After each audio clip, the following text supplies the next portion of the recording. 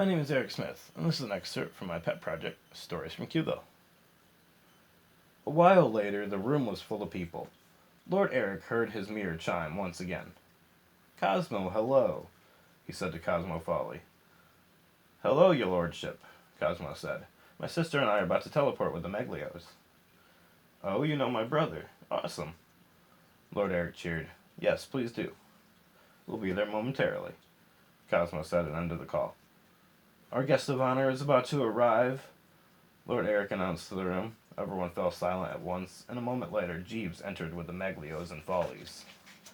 The room cheered as Mike and Nicky Maglio waved, smiling broadly. Lord Eriq walked forward and shook his brother's hand. "Congratulations on the film, bro." "Thanks," Maglio replied. "Everyone, one of the stars of Greetings of Grindelmeyer, my brother, Maglio," Lord Eriq said loudly. After a round of polite applause, Eriq went on. "There's a buffet set up courtesy of my cook, George Young, and several esteemed guest servants.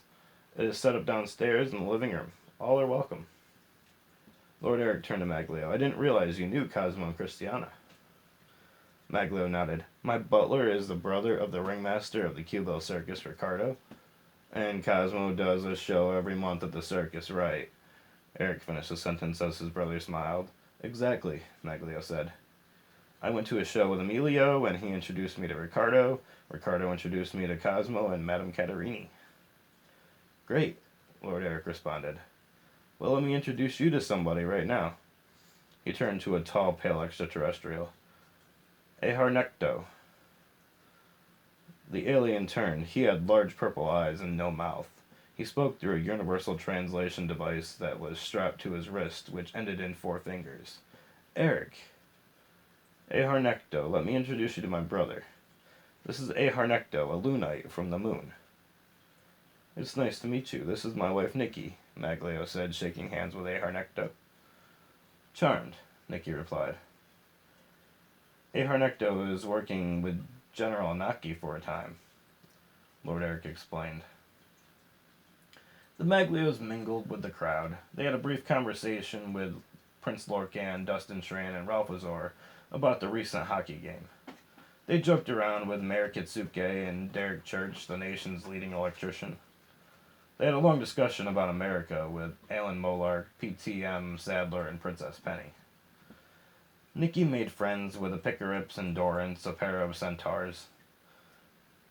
Maglio gained an acquaintance in the Minister of Housing and Development, Jenna May Lucas. After a few hours, a small group found their way to Lord Eriq's office at the top of the main castle. They sat in a circle on a balcony next to a large aquarium, smoking several blunts. The circle sat Lord Eriq and Maglio, next to Strand and Mayor Murphy. Next to them was General Lobo and General Anaki. Mayor Kitsuke and Prince Lorcan sat next. Then came Ralph Azor and Jesse Mudge. Quentin and Bart Molark sat next, with Andrew and Geraldine Melville rounding out the circle. "It's been a great night, guys," Maglio proclaimed. He was in a good mood, probably in part to the many alcoholic beverages that everyone consumed. "Cheers." "Cheers," the circle said as one. Meanwhile, Nicky Maglio was sitting on a bench on the second floor of the large 4-level greenhouse. A large banana tree grew up from the first level, and Nicky was admiring a beautifully orange-plumed bird that she didn't recognize. She shared the bench with the ever-flamboyant Flavius Harper, who was a makeup artist for QTV. The pair were deep in conversation as they watched a particularly intense chess match between Chum Del Villano and Zuko Felingato, a striped Epsilon who was a co-anchor for the QTV News. As Zuko moved his queen in place, he said, "This just in, checkmate." Chum shook his head in defeat. "Don't make me spray you with a bottle of water." Unperturbed, Zuko replied, "Please, I'll give you cat scratch fever." Chum responded, "I think I got a large laser pointer on my keys." Zuko laughed and said, "Ever been to space?" Chum, right on cue, said, "You've been to space, but I bet a can of tuna would keep you busy for a while." Zuko giggled, as much as an Epsilon will giggle, that is. "Good game, thank you." He held out his paw hand. Good game, good sir, Chum replied, knowing that he'd made a new friend in the feline from space.